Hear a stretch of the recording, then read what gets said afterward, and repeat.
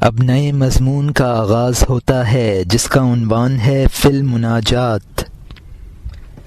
اے خدائے پاک جو لا شریک و مددگار سے مستغنی ہے، دستگیری فرما اور ہماری خطا سے درگزر فرما، ہمیں رقت آمیز باتیں سکھا دے اے مہربان جو تیرے رحم کا سبب بنے۔ دعا کی توفیق بھی تیری جانب سے ہے اور قبولیت بھی، اطمینان تیری طرف سے ہے، ڈر بھی تجھی سے ہے۔ اگر ہم غلط بات کہیں تو اس کی اصلاح کر دے، اے کہ تو کلام کا بادشاہ ہے، تو ہی اصلاح کرنے والا ہے۔ تیرے پاس کیمیا ہے، تو اس کو تبدیل کر سکتا ہے۔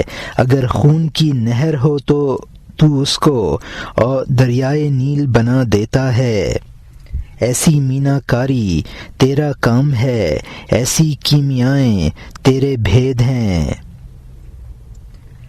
یہاں مترجم نے حاشیے میں لکھا ہے کہ خدا ہی ایسی دعا کی توفیق عطا فرماتا ہے جس کو وہ قبول کر لے۔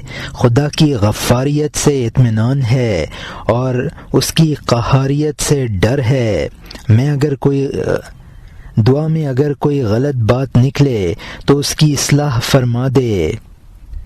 کیمیا کا مطلب ہے کہ جس طرح کیمیا تانبے کو سونا بنا دیتی ہے، اللہ تعالی بھی سیئات کو حسنات میں تبدیل کر دیتا ہے، یعنی خطا کو ثواب بنا دیتا ہے، یعنی گناہوں کو نیکیاں بنا دیتا ہے۔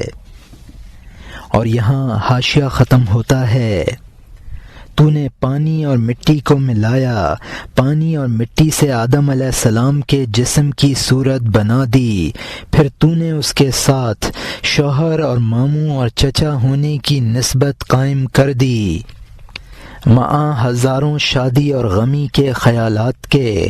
پھر تو نے بعض کو چھٹکارا دے دیا، اس غم اور خوشی سے جدا کر دیا، اس کو اپنے دوستوں، عزیزوں اور سرشت سے نکال لیا، اس کی نظر میں ہر لبھانے والی چیز کو برا بنا دیا۔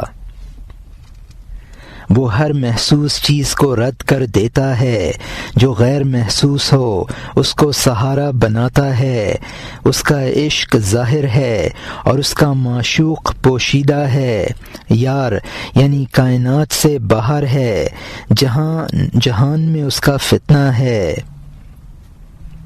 یہاں مترجم نے حاشیے میں لکھا ہے کہ جب اللہ تعالیٰ پانی اور مٹی سے اشرف المخلوقات بنا دیتا ہے تو برائیوں کو بھلائیوں میں تبدیل کرنا معمولی بات ہے۔ معمولی آب و گل میں یہ نسبتیں بھی پیدا فرما دیں اور اس کو ایسا ذی حس بنا دیا کہ اس میں غم و شادی کے جذبات ہیں۔ پھر انہی انسانوں سے بعض کو تمام دنیا سے بے نیاز کر کے اپنا بنا لیا۔ سرشت کا مطلب ہے بناوٹ یا خمیر، وہ چیزیں جو خدا سے غافل بنائیں ان کو ہر خوب کہا ہے۔ ہوا سے ظاہر سے غیر محسوس کو ناپید کہا ہے۔ اور یہاں مترجم کا حاشیہ ختم ہوتا ہے۔ خبردار صورت کے عشقوں کو چھوڑو، وہ عشق بیوی کے چہرہ اور صورت پر نہیں ہے، جس سے عشق ہے وہ صورت نہیں ہے، خواہ اس جہان یعنی عالم ناسوت کا عشق ہو یا اس جہان یعنی عالم ملکوت کا، جس کی صورت پر تو عاشق ہو رہا ہے۔ جب اس کی جان نکل گئی تو اس کو کیوں چھوڑا ہے؟ اس کی صورت موجود ہے، یہ دل بھرنا کیوں ہے؟ اے عاشق ڈھونڈ کے تیرا معشوق کون ہے؟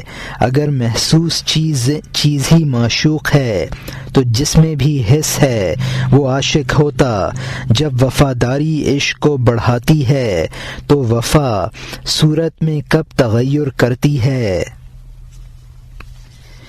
اور یہاں مترجم نے حاشیے میں لکھا ہے کہ پہلے اشعار میں عشق حقیقی کا ذکر تھا، اب عشق مجازی سے پرہیز کرنے کی ہدایت ہے۔ اگر معشوق اور اصل صورت ہے، اگر معشوق در اصل صورت ہے تو مر جانے کے بعد بھی وہ صورت باقی ہے، اب اس سے عشق کیوں نہیں ہے؟ یہ صورت کے معشوق نہ ہونے کی پہلی دلیل ہے۔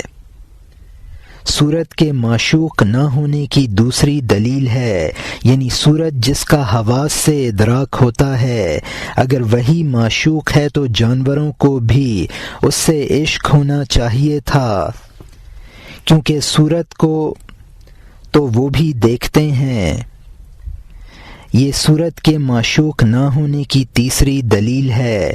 معشوق کی توجہ سے عشق میں اضافہ ہوتا ہے، حالانکہ صورت وہی ہے، لہذا معلوم ہوا کہ عشق کا تعلق صورت سے نہیں ہے۔ اور یہاں حاشیہ ختم ہوتا ہے۔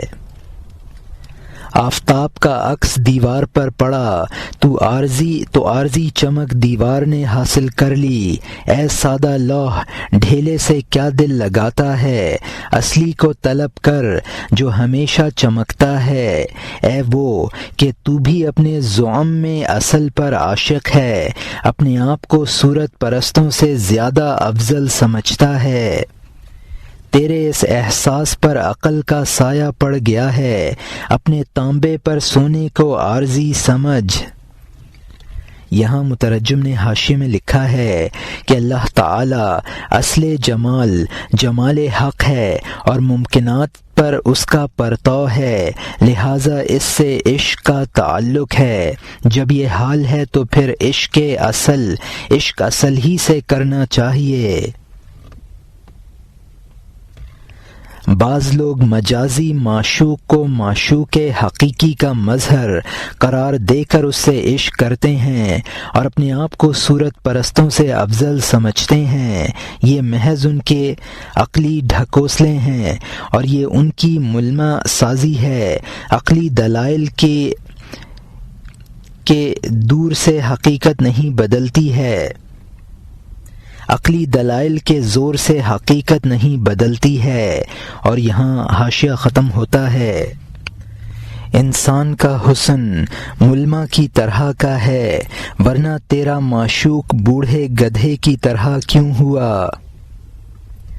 فرشتہ جیسا تھا بھوت جیسا بن گیا، کیونکہ اس میں حسن عارضی تھا۔ اللہ تعالی اس حسن کو تھوڑا تھوڑا واپس لیتا رہتا ہے، آہستہ آہستہ ہرا بھرا پودا خشک ہو جاتا ہے۔ جا نعمرہ ننکسہ کو پڑھ، دل کی طلب کر ہڈی سے دل نہ لگا، کیونکہ دل کا حسن باقی رہنے والا حسن ہے، اس کے دونوں ہونٹ آب حیات کے ساقی ہیں، خود وہی پانی ہے، وہی پلانے والا ہے اور مست ہے۔ جب تیرا طلسم ٹوٹا تینوں ایک ہوئے، تو اکیلے خدا کو عقل سے نہ سمجھے گا، اے جاہل عبادت کر بکواس نہ کر، تیری اصل بھی صورت وہی ہے اور عارضی ہے، متناسب اعضاء اور موزونیت پر تو خوش ہے۔ یہاں مترجم نے حاشیے میں لکھا ہے کہ معشوق یعنی حسین معشوق بھی بڑھاپے میں بوڑھے گدھے جیسے نظر آنے لگتا ہے۔ اللہ تعالیٰ اپنے جمال کو انسان سے واپس لے لیتا ہے اور سرسبز شاداب چیز جھاڑ بن جاتی ہے۔ قرآن پاک میں ہے وَمَن نُعَمِّرْهُ نُنَكِّسْهُ فِي الْخَلْقِ، اور جس کو ہم بڑی عمر دیتے ہیں اس کو بناوٹ میں الٹا گھٹاتے ہیں۔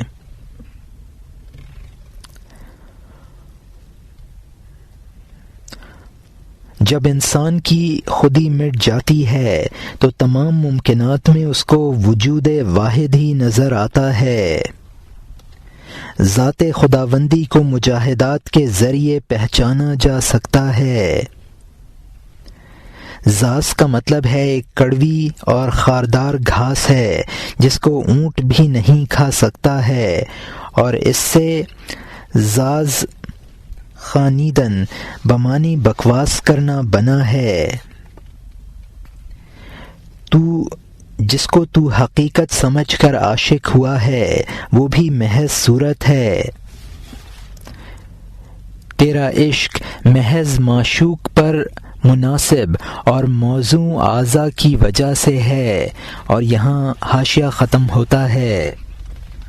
اصل تو وہ ہوتی ہے جو تیری خودی کو ختم کر دے، تجھے صورت سے بے نیاز بنا دے۔ اصل وہ نہیں ہے جو اندھا اور بہرا بنائے، تجھے صورت پر زیادہ عاشق کر دے۔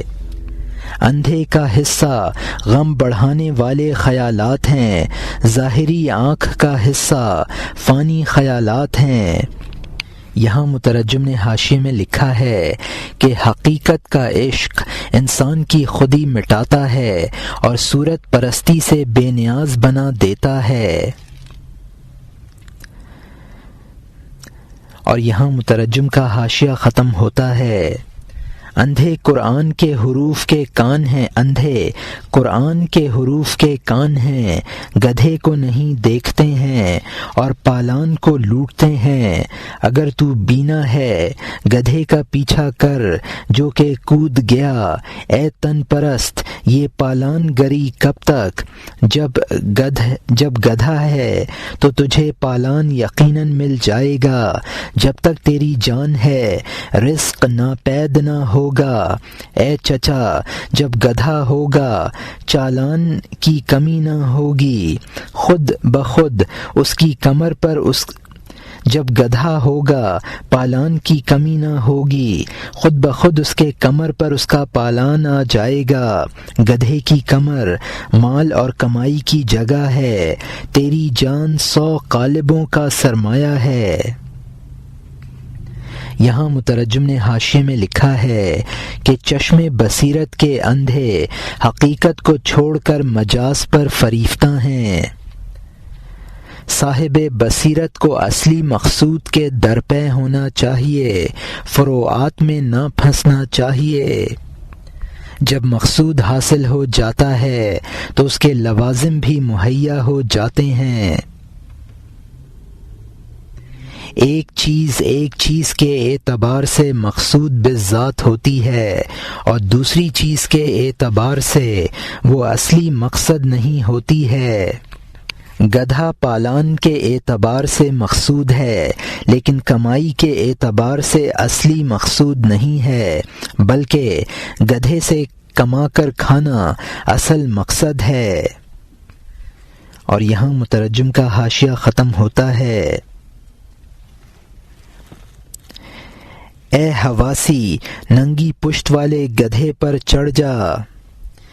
کیا ننگی پشت والے گدھے پر رسول اللہ صلی اللہ علیہ وسلم سوار نہیں ہوئے؟ نبی صلی اللہ علیہ وسلم ننگے پشت گدھے پر سوار ہوئے۔ کہا گیا نبی صلی اللہ علیہ وسلم نے پیدل سفر کیا، بلکہ وہ شاہ صلی اللہ علیہ وسلم پیدل بھی چلے ہیں، اس کا اور اس کا بوجھ بہت اٹھایا ہے۔ تیرا خر نفس قبضے سے نکل گیا، اس کو کھونٹے سے باندھ۔ تو کاروبار سے کب تک گریز کرے گا؟ صبر اور شکر کا بوجھ اس کو اٹھانا ہے، خواہ 100 سال میں، خواہ 30 اور 20 سال میں۔ یہاں مترجم نے حاشیے میں لکھا ہے کہ اصل مقصد سے سروکار رکھنا چاہیے، خواہ فروع نہ حاصل ہوں، اگر پالان نہ بھی ہو تو گدھے پر سوار ہو جانا چاہیے، اور اگر گدھا بھی نہ ہو تو منزل تک پیدل ہی چلنا چاہیے۔ نفس امارہ کو قابو میں رکھنا چاہیے اور اس کی ہیلہ جوئی کی وجہ سے مجاہدات سے باز نہ رہنا چاہیے۔ انسان کو لا محالہ اپنے فرائض انجام دینے ہیں۔ اور یہاں مترجم کا حاشیہ ختم ہوتا ہے کسی بوجھ اٹھانے والے نے دوسرے کا بوجھ نہیں اٹھایا، کسی نے نہ کاٹا جب تک کہ کچھ نہ بویا۔ خام لالچ ہے اے صاحبزادے، تو کچا نہ کھا، کچا کھانا انسان میں بیماری پیدا کر دیتا ہے کہ فلانے نے اچانک خزانہ پا لیا، میں بھی ایسا ہی چاہتا ہوں، کان کی جستجو کیوں کروں؟ یہ مقصد کی بات ہے اور وہ بھی بہت نادر ہے۔ جب تک بدن میں جان ہے کمائی کرنی چاہیے۔ یہاں مترجم نے حاشیے میں لکھا ہے کہ شیخ چلی کی باتوں سے کچھ حاصل نہیں ہوتا ہے، جب تک انسان میں طاقت ہے کام کرنا چاہیے۔ اور یہاں حاشیہ ختم ہوتا ہے، کمائی خزانے کے لیے کب رکاوٹ ہے، کام سے قدم نہ ہٹا، وہ تیرے پیچھے ہے، تو اگر مگر میں ہرگز نہ پھنس کہ اگر میں یہ کرتا یا وہ کرتا۔ با توفیق رسول صلی اللہ علیہ وسلم نے اگر کہنے سے منع فرمایا ہے اور فرمایا کہ وہ نفاق ہے، کیونکہ منافق اگر مگر میں ہی مر گیا اور اگر مگر کہنے سے سوائے افسوس کے کچھ حاصل نہ کیا۔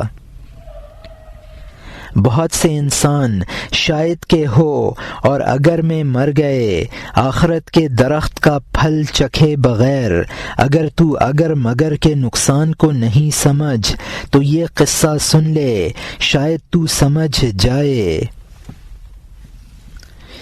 یہاں مترجم نے حاشیے میں لکھا ہے کہ انسان جس غیبی خزانے کے لالچ میں پڑا ہے، کما کر کھانا اس کے لیے کب مانے ہے، اگر ملنا ہے تو وہ بھی خود مل جائے گا۔ اگر مگر میں پھنسنا کسب اور عمل سے مانے بنتا ہے اور اس سے سوائے افسوس کے کچھ حاصل نہیں ہوتا۔ اگر مگر میں پھنسنا یقین کے منافی ہے اور یقین عین ایمان ہے، لہٰذا اگر مگر میں پھنسا ہوا انسان مومن نہیں ہے۔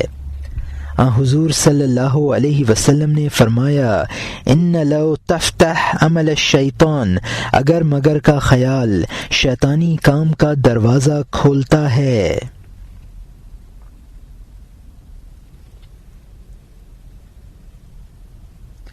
اگر اور مگر کا نکاح کیا، اس سے کاش کے بچہ پیدا ہوا۔ اور یہاں حاشیہ ختم ہوتا ہے۔ اب نئے مضمون کا آغاز ہوتا ہے جس کا عنوان ہے حکایت در معنی این بیت اگر رابا مگر ہم جفت کردند از ایشاں بچہ آمد کاش کے نام، یعنی اس شعر کے معنی سے متعلق قصہ، انہوں نے اگر اور مگر کی شادی کر دی، ان سے کاش کے نامی بچہ پیدا ہوا۔ ایک مسافر جلدی میں گھر تلاش کر رہا تھا، ایک دوست اس کو گرے ہوئے گھر کے پاس لے گیا۔ اس دوست نے کہا کہ اگر اس گھر پر چھت ہوتی، میرے پڑوس میں رہنے کی جگہ ہوتی، تیرے بال بچوں کو بھی آرام ملتا، اگر دوسرا حجرہ درمیان میں ہوتا، اگر کسی روز تیرا مہمان آ جاتا وہ بھی آرام پاتا، اگر تجھے جگہ مل جاتی، کاش یہ مکان آباد ہوتا تو ہمارا یہ آباد گھر تیرا گھر ہوتا۔ مسافر نے کہا، بے شک دوستوں کا پڑوس اچھا ہے، لیکن اے جان من، اگر میں سکونت نہیں ہو سکتی ہے، یہ تمام جہان اچھائی کا طلبگار ہے لیکن بناوٹی اچھائی سے آگ میں ہے۔ تمام بوڑھے اور نوجوان سونے کے طلبگار ہیں، لیکن عام آنکھ کھرے سونے کو کھوٹے سے نہیں پہچانتی ہے۔ اور یہاں مترجم نے حاشیے میں لکھا ہے کہ اگر مگر کا جو خیالی مکان ہے اس میں رہائش نہیں ہو سکتی ہے۔ سب یہ چاہتے ہیں کہ آخرت کی کامیابی حاصل ہو، لیکن شیطان ان کو گمراہ کر دیتا ہے اور وہ آتش حسرت میں جلتے ہیں، جیسا کہ اس مسافر کے ساتھ اس دوست نے کیا۔ ہر انسان نیک عمل چاہتا ہے، لیکن شیطان نے جو ملما سازی کی وہ نہیں پہچان سکتا ہے۔ اور یہاں حاشیہ ختم ہوتا ہے۔ دیکھ، خالص نے کھوٹے کو چمکا دیا ہے، بغیر کسوٹی کے محض اندازے سے سونا نہ لے، اگر تو کسوٹی رکھتا ہے لے، ورنہ جا اپنے آپ کو کسی دانا کے سپرد کر دے۔ یہاں مترجم نے حاشیے میں لکھا ہے کہ شیطان برے اعمال کو مزین کر کے دکھا دیتا ہے۔ اگر کوئی ایسا صاحب باطن ہو کہ خود اس فریب کو سمجھ سکے تو امتیاز کر کے عمل کرے، ورنہ اپنے آپ کو کسی شیخ کامل کے سپرد کر دے تاکہ وہ شیطانی اور رحمانی عمل میں امتیاز کر دے۔ اور یہاں حاشیہ ختم ہوتا ہے۔ کسوٹی اپنے اندر ہونی چاہیے، اگر تیرے پاس نہیں ہے تو تنہا آگے نہ بڑھ۔ چھلاووں کی آواز دوست کی آواز ہے، لیکن ایسا دوست جو ہلاکت کی طرف کھینچتا ہے، وہ چھلاوا پکارتا ہے کہ خبردار اے قافلے، میری جانب آؤ، یہ راستہ اور نشان منزل ہے۔ چھلاوا ہر ایک کا نام پکارتا ہے، اے فلانے، تاکہ ان صاحب کو ہلاک شدگان میں شامل کر دے۔ اور یہاں مترجم نے حاشیے میں لکھا ہے کہ کسوٹی کا مطلب ہے یعنی برے بھلے میں تمیز کرنے کا نور فراست۔ چھلاوے کا مطلب ہے کہ جو مسافر کو راستے سے بھٹکا دیتے ہیں۔ اور یہاں مترجم کا حاشیہ ختم ہوتا ہے۔ جب وہ اس جگہ پہنچتا ہے، بھیڑیا اور شیر دیکھتا ہے، عمر برباد ہوئی، راستہ دور رہ گیا اور دن بے وقت ہو گیا۔ اے نیک مزاج، چھلاوے کی آواز کیا ہوتی ہے؟ مال چاہتا ہوں، رتبہ چاہتا ہوں، آبرو چاہتا ہوں۔ اپنے اندر سے ان آوازوں کو روک دے تاکہ راز کھلیں۔ اللہ کا ذکر کر، چھلاووں کی آواز کو پھونک دے۔ نرگس جیسی آنکھ اس گدھ سے بند کر لے۔ صبح صادق کو صبح کاذب سے پہچان، شراب کے رنگ کو پیالہ کے رنگ سے علیحدہ کر۔ یہاں مترجم نے حاشیے میں لکھا ہے کہ چھلاوے کی آواز انسان کے اپنے اندرونی جذبات میں جو مال اور جاہ اور آبرو سے متعلق ہیں۔ رازہا کا مطلب ہے حقیقت کے اسرار۔ نرگس کی آنکھ بے نور اور حسین ہونے میں ضرب المثل ہے۔ یہاں دونوں معنی مراد لیے جا سکتے ہیں۔ گدھ مردہ خوری میں مشہور ہے۔ آسمان کے مشرقی کنارے پر پہلے سفیدی آتی ہے، وہ صبح کاذب کہلاتی ہے،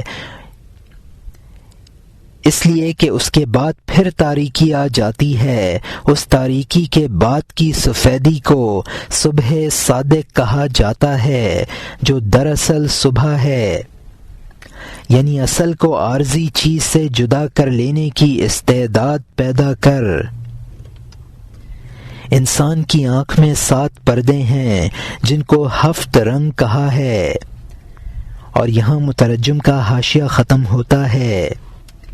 ہو سکتا ہے کہ 7 پردوں والی آنکھوں کے بجائے صبر اور استقلال ایک آنکھ پیدا کر دے۔ ان رنگوں کے علاوہ تو اور رنگ دیکھے، سنگریزوں کے بجائے تو موتی دیکھے۔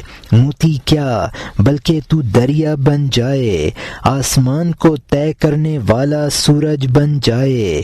کاریگر کارخانہ میں چھپا ہوتا ہے، تو جا کارخانہ میں اس کا مشاہدہ کر لے۔ یہاں مترجم نے حاشیے میں لکھا ہے کہ صبر و استقلال دل کی آنکھ کھول دے گا۔ جب قلب کی آنکھ کھل جائے گی تو اصل حقیقت واضح ہو جائے گی۔ صرف گوہر کو دیکھنا ہی نہیں بلکہ تو ایسا سمندر بن جائے گا جس میں موتی پیدا ہوتے ہیں اور عالم بالا کی سیر کرنے لگے گا۔ اللہ تعالیٰ کو اس کی مصنوعات و مخلوقات میں دیکھا جا سکتا ہے۔ مصنوع سے صانع کے وجود پر استدلال کیا جاتا ہے۔ اور یہاں مترجم کا حاشیہ ختم ہوتا ہے۔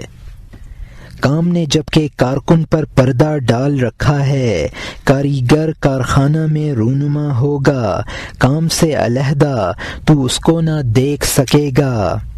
جس کا انتظار ہے وہ کارخانہ میں ظاہر ہوگا، جبکہ کارخانہ کاریگر کا ٹھکانہ ہے۔ جو اس کارخانہ سے باہر ہے وہ اس سے غافل ہے۔ یہاں مترجم نے حاشیے میں لکھا ہے کہ اللہ کی صنعت اس کے لیے پردہ پوش ہے، تو اب اس کو کارگاہ عالم ہی میں دیکھا جا سکتا ہے۔ کاریگر کارخانہ میں ہوتا ہے، اس کو باہر تلاش کرنا بے وقوفی ہے۔ اور یہاں مترجم کا حاشیہ ختم ہوتا ہے۔ لہذا کارخانہ یعنی عدم میں آ تاکہ تو کام اور کاریگر کو اکٹھا دیکھے۔ کارخانہ چونکہ کھلے طور پر دیکھنے کی جگہ ہے، پس کارخانہ کے باہر پوشیدگی ہے۔ سرکش فرعون اپنے وجود کی طرف متوجہ ہوا، لا محالہ اس کے کارخانے سے اندھا تھا۔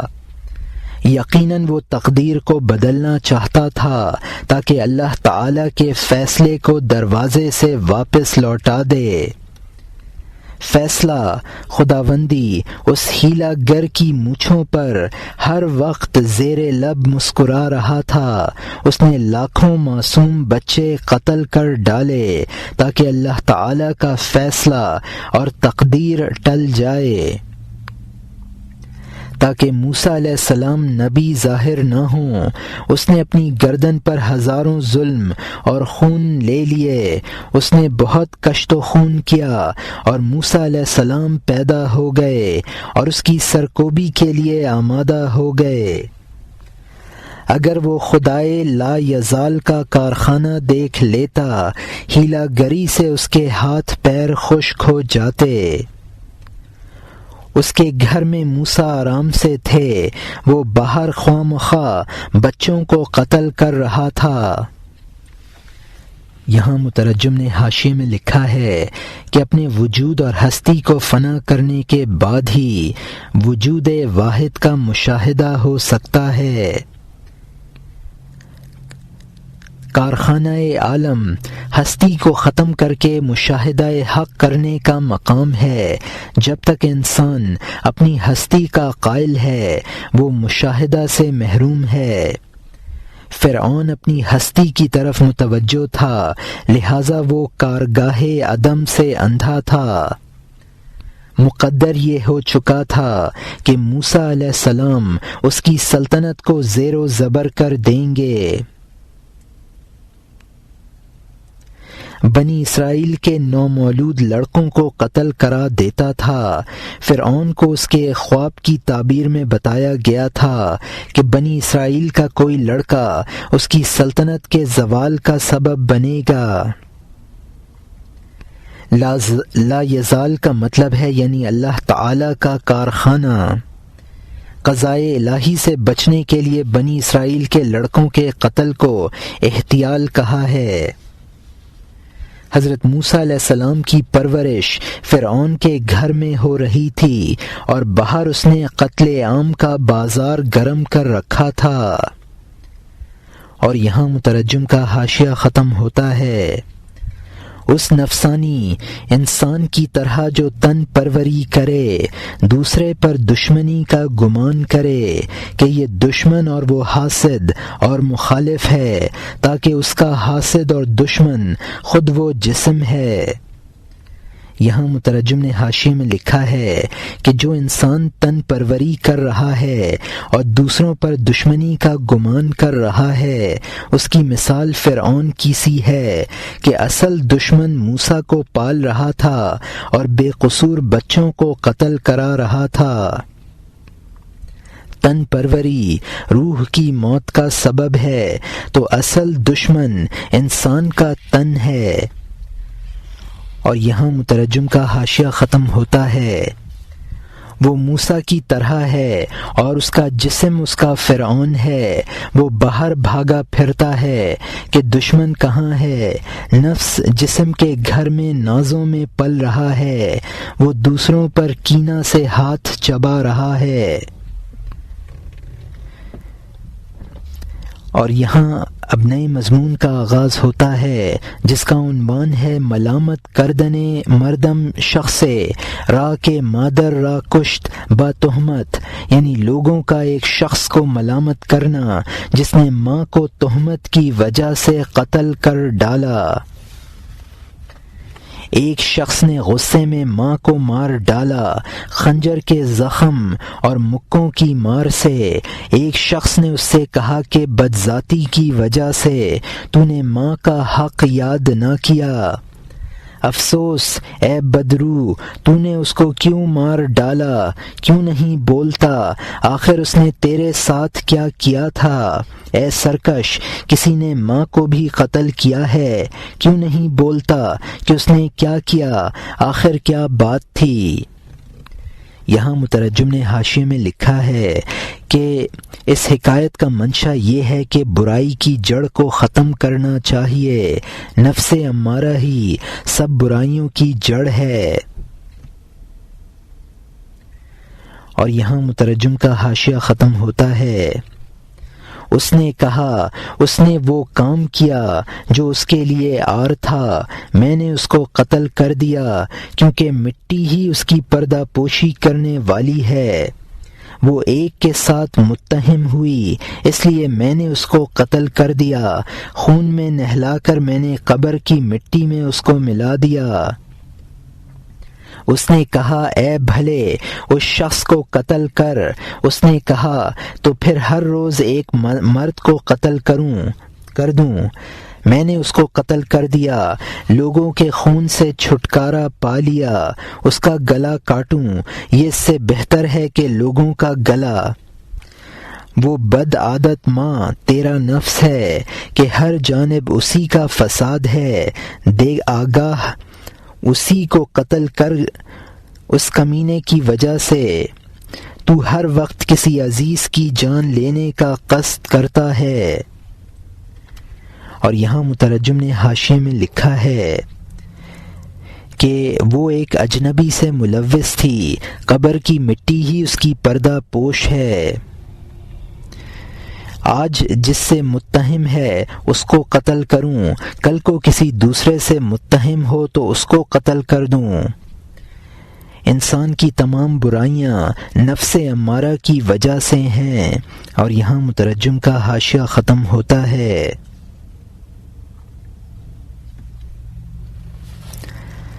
اسی کی وجہ سے یہ بھلی دنیا تجھ پر تنگ ہے، اسی کے لیے اللہ تعالی اور مخلوق سے جنگ ہے، اگر تو نے نفس کو مار ڈالا عذر خواہی سے چھوٹ جائے گا، دنیا میں تیرا کوئی دشمن نہ رہے گا، اگر ہماری بات پر کوئی اشکال یعنی اعتراض کرے انبیاء اور اولیاء کی وجہ سے کہ نبیوں کا نفس کیا مرا ہوا نہ تھا تو ان کے حاسد اور دشمن کیوں تھے؟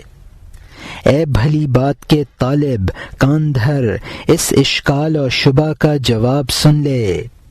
وہ منکر خود اپنے دشمن تھے، اس طرح وہ اپنے ہی کو زخمی کر رہے تھے۔ دشمن تو وہ ہوتا ہے جو جان لینے کا ارادہ کرے، دشمن وہ نہیں ہوتا جو خود دم توڑ دے۔ چمگادڑ سورج کی دشمنی نہیں ہے، وہ در پردہ اپنی ہی دشمن ہے۔ چمگادڑ سورج کی دشمن نہیں ہے، وہ در پردہ اپنی ہی دشمن ہے۔ سورج کا نور اس کو مارے ڈالتا ہے، اس کی تکلیف سورج کب برداشت کرتا ہے؟ دشمن وہ ہوتا ہے جس سے تکلیف پہنچے۔ لعل کے لیے آفتاب سے مانے بنے، تمام کافر اپنے لیے روک ہیں پیغمبروں کے گوہر کی شعاع سے۔ لوگ اس یکتا کی آنکھ کا حجاب کب ہیں؟ لوگوں نے اپنی آنکھ کو اندھا اور اپنے آپ کو بہرا بنا لیا ہے، ہندوستانی غلام کی طرح کہ وہ کینہ رکھتا ہے، آقا کی دشمنی میں اپنے آپ کو مار ڈالتا ہے۔ یہاں مترجم نے حاشیے میں لکھا ہے کہ ایک دوسرے سے دشمنی کرتا ہے اور پھر اس کو معذرت بھی کرنی پڑتی ہے۔ جب دشمنی ختم ہو جائے گی تو معذرت کی ضرورت نہ رہے گی۔ یہ اشکال کی وضاحت ہے کہ انبیاء اور اولیاء نے تو اپنے نفس امارہ کو مار دیا تھا، پھر ان سے دشمنی اور حسد کیوں تھا؟ جواب کا خلاصہ یہ ہے کہ انبیاء و اولیاء کے دشمن ان کے دشمن نہ تھے بلکہ اپنے دشمن تھے، کیونکہ دشمنی کے نقصانات خود ان کو پہنچتے تھے۔ روح اور اس کے مراتب کو نقصان پہنچائے اس کو قصد جاں کہا ہے۔ خود مخالفوں کی روح تباہ ہوئی، ذلیل چمگادڑ خود ہی آفتاب کے نور سے محروم ہے، اس کے نور میں خلل انداز نہیں ہے۔ دشمن تو وہ ہے جس کی دشمنی سے منافع کو نقصان پہنچے۔ لعل آفتاب سے فیض حاصل کرتا ہے۔ اپنے زمانے کے یکتا کے ساتھ دشمنوں کی دشمنی ان کی آنکھ کا حجاب نہیں بن سکتی ہے، بلکہ دشمن خود اپنے آپ کو اندھا اور بہرا بنا لیتے ہیں۔ اور یہاں مترجم کا حاشیہ ختم ہوتا ہے۔ کوٹھے پر سے اوندھا گر جاتا ہے تاکہ آقا کو نقصان پہنچائے۔ اگر بیمار طبیب کا دشمن ہو جائے، اگر بچہ استاد سے عداوت کرے، در حقیقت وہ خود اپنی جان کے دشمن ہیں، اپنی عقل اور جان کا راستہ خود کاٹتے ہیں۔ یہاں مترجم نے حاشیے میں لکھا ہے کہ خواجہ کو نقصان کیا پہنچتا، دشمنی میں خود اس نے اپنے آپ کو ہلاک کر لیا۔ نہ عقل کی تکمیل ہوگی، نہ جان کی بالیدگی ہوگی۔ اور یہاں حاشیہ ختم ہوتا ہے۔ دھوبی اگر سورج پر غصہ کرے، مچھلی اگر پانی سے دشمنی کرتی ہے تو غور کر نقصان کس کا ہے؟ آخر کار اس سے زیادہ بد نصیب کون ہوگا؟ اگر تجھے اللہ تعالی نے بدصورت پیدا کیا ہے، خبردار بدصورت اور بد عادت نہ بن، مگر تیرے پاس جوتا ہے تو پتھریلی زمین میں نہ چل، اگر تیرے 2 شاخیں ہیں 4 شاخوں والا نہ بن۔ یہاں مترجم نے حاشیے میں لکھا ہے کہ دھوبی کو کپڑے سکھانے کے لیے دھوپ کی ضرورت ہے، مچھلی کو اپنی زندگی کے لیے پانی کی ضرورت ہے۔ ایک عیب ہے تو اس میں اضافہ نہ کرنا چاہیے۔ انبیاء اور اولیاء کے دشمنوں میں جہل تو تھا ہی، دشمنی کر کے اور اپنے آپ کو تباہ کر لیا۔ پیادہ پا جوتے پہن کر چلنا ایک مصیبت ہے۔ اگر پتھریلی زمین میں چل کر دگنا نہ کر، یعنی اپنی مصیبت میں اضافہ نہ کر۔ اور یہاں مترجم کا حاشیہ ختم ہوتا ہے۔ تو اس پر حاسد ہے کہ میں فلاں سے کم ہوں، وہ میرے نصیب میں کمتری بڑھا رہا ہے۔ خود حسد ایک دوسرا عیب اور نقصان ہے، بلکہ تمام برائیوں سے بڑا ہے۔ شیطان نے کمتری کی ذلت اور عار سے اپنے آپ کو سینکڑوں تباہیوں میں پھنسا دیا۔ اس نے حسد کی وجہ سے چاہا کہ اونچا بنے، اونچا تو کیا بنتا بلکہ خون آلود ہو گیا۔ ابو جہل کو محمد صلی اللہ علیہ وسلم سے ذلت محسوس ہوئی اور حسد کی وجہ سے وہ اپنے آپ کو اونچا کرتا۔ اس کا نام ابو الحکم تھا، ابو جہل ہو گیا۔ بہت سے لوگ حسد کی وجہ سے نااہل بنے۔ یہاں مترجم نے حاشیے میں لکھا ہے کہ حسد کی بنیاد دوسرے کے مال و جاہ کی زیادتی ہے۔ حاسد کا مال تو کم ہی ہوتا ہے، حسد کر کے اور مصائب میں اضافہ کرتا ہے۔ شیطان نے حضرت آدم علیہ السلام پر حسد کیا اور 100 مصیبتوں میں اپنے آپ کو پھنسا دیا۔ حسد کی وجہ سے بلندی تو کیا ملتی، تباہ ہو گیا۔ ابو جہل حضور صلی اللہ علیہ وسلم کے چچا عمر بن ہشام کو ابو الحکم کہا جاتا تھا اور وہ سب کے فیصلے کرتا تھا۔ حسد میں مبتلا ہوا تو ابو جہل کا یعنی نادان کا لقب پڑا۔ اور یہاں مترجم کا حاشیہ ختم ہوتا ہے۔ میں نے تگ و دو کی دنیا میں نہیں دیکھی کوئی اہلیت نیک عادت سے بہتر۔ اللہ تعالیٰ نے انبیاء کا واسطہ اسی سے بنایا ہے تاکہ حسد روشنی میں نمایاں ہو جائے، بڑائی اور چالاکی اور ہنر سے درگزر کر خدمت اور اچھے اخلاق کام کے ہیں، اس لیے کہ خدا سے تو کسی کو آر نہ تھی، کوئی باشندہ اللہ تعالیٰ کا حاسد نہ تھا۔ جس شخص کو تو اپنا جیسا سمجھتا ہے اس سے اسی وجہ سے تو حسد کرتا ہے۔ جب رسول صلی اللہ علیہ وسلم کی بڑائی طے ہو گئی تو کسی مومن کو رتبے میں حسد نہیں آتا، تو کسی مومن کو ماننے میں حسد نہیں آتا۔ یہاں مترجم نے حاشیے میں لکھا ہے کہ نیک خصلت ہونا سب سے بڑی خوبی ہے۔ اللہ تعالیٰ نے اپنے اور بندوں کے درمیان انبیاء کو واسطہ اسی لیے بنایا ہے تاکہ حاسدوں کا مخلصوں سے امتیاز ہو جائے۔ خدمت گزاری اور خوش خلقی ہی کام کی چیزیں ہیں۔ اگر اللہ تعالیٰ رسولوں کا واسطہ نہ بناتا تو حاسدوں کا حسد ظاہر نہ ہوتا۔ اللہ کو کوئی بھی اپنے برابر کا تصور کر کے حسد نہ کرتا۔ انسان کے حسد کی بنیاد یہی ہے کہ وہ دوسروں کو اپنے برابر کا سمجھتا ہے، پھر اس کی بڑائی پر حسد کرتا ہے۔ اور یہاں حاشیہ ختم ہوتا ہے۔ ہر زمانے میں ایک دلی قائم ہے، قیامت تک دائمی آزمائش ہے۔ جس کی اچھی عادت ہوگی وہ نجات پا گیا، جس کا دل شیشے کا ہوگا وہ ٹوٹ گیا۔ زندہ اور قائم مقام امام وہ ولی ہے، خواہ حضرت عمر رضی اللہ عنہ کی نسل سے ہو یا حضرت علی رضی اللہ عنہ کی۔ اے نیک بخت، مہدی اور ہادی وہی ہے، چھپا ہوا بھی ہے اور سامنے بیٹھا ہوا بھی ہے۔ وہ نور کی طرح ہے اور عقل اس کا جبرائیل علیہ السلام ہے، اس سے کم درجہ کا ولی اس کا قندیل ہے۔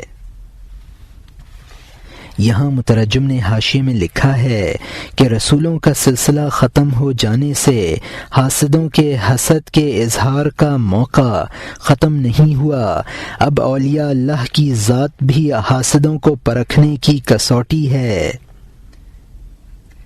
قطب الاقطاب جو تمام عوام پر کار فرما ہوتا ہے اور بقائے عالم اس کی بقا سے ہے، اس کو ولی قائم کہا ہے۔ اچھی عادت والے اس کا اتباع کر کے نجات حاصل کر لیں گے، تنک مزاج محروم رہیں گے۔ امام حی و قائم کا مطلب ہے کہ شیعہ حضرات 12ویں امام محمد مہدی کو زندہ اور قائم مانتے ہیں، چونکہ ان کے نزدیک امام صرف اہل بیت میں سے ہی ہو سکتا ہے۔ مولانا رحمۃ اللہ علیہ فرماتے ہیں کہ امام کے لیے نسلی کوئی خصوصیت نہیں ہے، ہر دور کا قطب الاقطاب امام حی و قائم ہے، مہدی بھی وہی ہے اور ہادی بھی وہی ہے، اس کی یہ خوبیاں مخفی ہوتی ہیں اور وہ لوگوں کی نگاہوں کے سامنے ہوتا ہے۔ شیعہ صاحبان کے عقیدہ کے مطابق وہ لوگوں کی نگاہوں سے سر من رائی کے غار میں پوشیدہ ہیں۔ خرد جبرائیل او کا مطلب ہے کہ اس کی عقل اس کے لیے من جانب اللہ پیغام رساں ہے۔ قندیل او کا مطلب ہے دوسرے اولیاء اس ہی کے نور سے فیض پہنچاتے ہیں۔ اور یہاں مترجم کا حاشیہ ختم ہوتا ہے۔ اور جو اس قندیل سے کم اور جس کا ہے وہ ہمارا طاقچہ ہے، اور جو اس قندیل سے کم درجہ کا ہے وہ ہمارا طاقچہ ہے۔ مرتبہ میں نور کی ترتیبیں ہیں، اس لیے کہ اللہ تعالی کا نور 700 پردے رکھتا ہے۔ تو ان مراتب کو نور کے پردے سمجھ۔ ہر پردے کے پیچھے ایک جماعت کا مقام ہے، ان کے یہ پردے امام تک صف بصف ہیں۔ یہاں مترجم نے حاشیے میں لکھا ہے کہ کتب الاقطاب نور ہے جو اولیاء اس سے مستفید ہیں، وہ بمنزلہ قندیلوں کے ہیں۔ دیگر بزرگ جو ان اولیاء سے منور ہیں ان کی مثال طاقچہ کی سی ہے جو قندیل سے منور ہوتا ہے۔ اولیاء کے مختلف طبقات ہیں جو قطب الاقطاب پر جا کر ختم ہو جاتے ہیں۔ اور یہاں مترجم کا حاشیہ ختم ہوتا ہے۔ آخری صف والے اپنی کمزوری کی وجہ سے ان کی آنکھ زیادہ چمک کی طاقت نہیں رکھتی ہے، اگلی صف نگاہ کی کمزوری کی وجہ سے زیادہ چمک کی طاقت نہیں رکھتی ہے۔ وہ روشنی جو پہلی صف کی زندگی ہے اس کمزور آنکھ والے کی جان کے لیے مصیبت و آفت ہے۔ اس کی کمزوری تھوڑی تھوڑی کم ہوتی ہے، جب 700 پردوں سے گزر جاتا ہے میں وہ ہوں ہو جاتا ہے۔ اور یہاں مترجم نے حاشیے میں لکھا ہے کہ آخری صف والے زیادہ تجلی کے متحمل نہیں ہو سکتے ہیں، یعنی آخری صف سے اگلی صف والے نور خداوندی کو یہاں شعاع کہا گیا ہے۔ حیات اول کا مطلب ہے یعنی وہ تجلی جو صف اول کے لیے باعث حیات ہے۔ دوسرے تیسرے درجے کے اولیاء بھی مجاہدات کے ذریعے ترقی کر کے اور حجابات طے کر کے عارف کامل بن جاتے ہیں۔ اور یہاں مترجم کا حاشیہ ختم ہوتا ہے۔ وہ آنچ جو لوہے یا سونے کی باعث اصلاح ہے، تازہ سیپ اور بہی کے باعث اصلاح کب ہے، اور بہی کی باعث اصلاح کب ہے؟ لیکن لوہے کے لیے وہ شعلے ہلکے ہیں کیونکہ وہ گرمی کے ان ازدہوں کو خوب چوسنے والا ہے۔ سختی کو برداشت کرنے والا درویش وہ لوہا ہے، ہتھوڑے اور آگ کے نیچے وہ اور سرخ اور خوش ہے۔ وہ بلا واسطہ آگ کی روک بنتا ہے، بغیر کسی ذریعے کے آگ کے درمیان گھس جاتا ہے۔